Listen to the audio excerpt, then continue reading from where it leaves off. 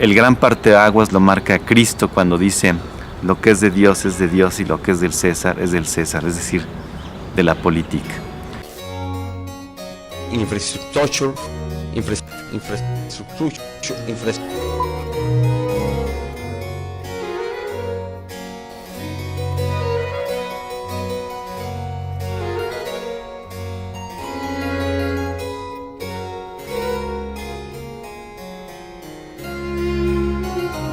¿Existe el ecocristianismo? Bueno, esta es una de esas preguntas que a lo mejor es más interesante preguntarnos cómo sería si existiera, en lugar de estarnos preguntando si existe. Uno puede ver muchas asociaciones ya en tiempos remotos entre cristianismo y la preocupación por el medio ambiente y los ecosistemas. Por ejemplo, los cristianos primitivos pues ya tenían esta idea de ser responsables de cuidar la creación, por ejemplo, ¿no? Luego ya en tiempos medievales uno puede pensar en Tomás de Aquino cuando decía: el lucro es pernicioso, va contra la moral cristiana, porque pues no hay que hacer a otros lo que no quieras que te hagan a ti. A ti no te gustaría que te vendieran, por ejemplo, algo más caro de lo que en realidad es. Entonces no lo hagas a los demás, ¿no? Y esto tiene que ver con la idea naciente de capitalismo, en la que pues se sobreexplotan los recursos porque hay una sobrecapitalización por parte del que lucra, etcétera, ¿no? Luego ya muchos siglos adelante pues vemos a Max Weber, como él en este libro que escribe muy controversial y muy interesante, que se llama La ética protestante y el espíritu del capitalismo. Él plantea que la ética protestante es la que da lugar de manera más o menos natural a la génesis del capitalismo, ¿no? Entonces, luego también pues vemos a personajes como San Francisco de Asís, ¿no? El místico, que decía que hablaba con las plantas y los animales, ¿no? Él experimentaba una especie de elevación en la que él se sentía conectado con el entorno natural, ¿no? Y esto, aunque parezca una idea más como budista o perteneciente a religiones orientales, pues no, es dentro del propio cristianismo que surge, ¿no? En la figura de San Francisco de Asís.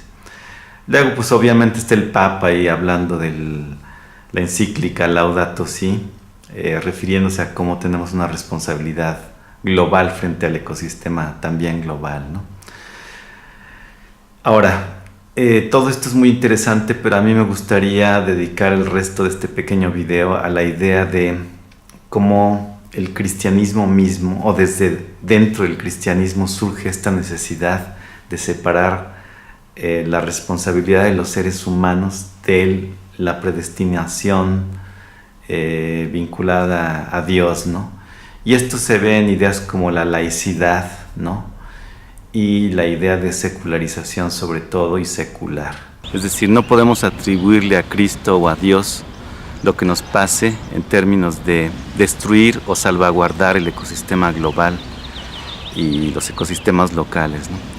Para entender entonces esta responsabilidad es muy importante la idea de secularización, que proviene de otra que es secular.